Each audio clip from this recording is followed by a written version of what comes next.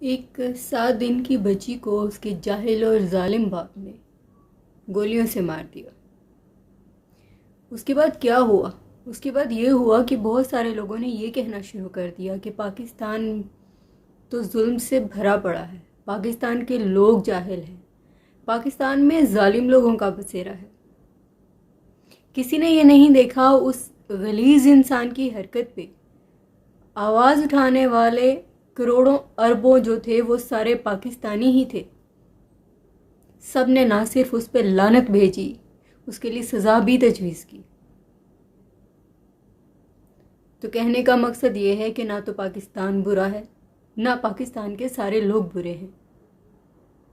किसी एक गलीज इंसान की वजह से, किसी एक गंदे इंसान की वजह से सारे लोगों को इल्ज़ाम देना गलत है।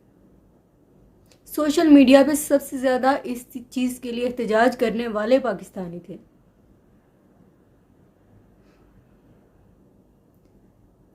जहाँ चंद एक जाहिल मौजूद हैं, वहाँ बहुत सारे ऐसे लोग मौजूद हैं जो ना सिर्फ बेटियों से प्यार करते हैं, बल्कि उनके इस दुनिया में आने के बाद अपनी खुशी का इजहार इस अंदाज से करते हैं कि बेटियां रुखसत भी हो जाएं तो लोग याद करते हैं कि इस शख्स ने अपनी बेटी को इस दुनिया में किस तरह खुशामदीद कहा था।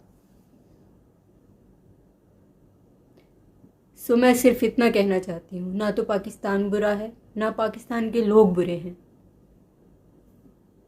अच्छे बुरे लोग तो सब जगह पर पाए जाते हैं।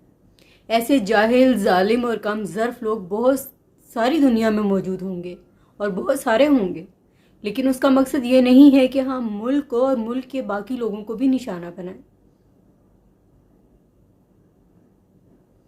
मैंने अपने मुल्क में ऐसे बाप भी देखे हैं जो बेटी की एक स्माइल से खेल जाते हैं, उसके मुंह से आधा लफ्ज़ निकलता है पूरा ना सिर्फ करते हैं बल्कि उसके लिए जान देने को तैयार हैं। इस एक जाहिल की वजह से आप हमारे मुल्क को और हमारे लोगों को बुरा नहीं कह सकते। हमारा मुल्क भी बहुत अच्छा है और इसमें मौजूद लोग भी बहुत अच्छे हैं। सब ने सोशल मीडिया पे एहतजाज किया, सब ने अपनी अपनी आवाज़ इस जुल्म के खिलाफ उठाई है।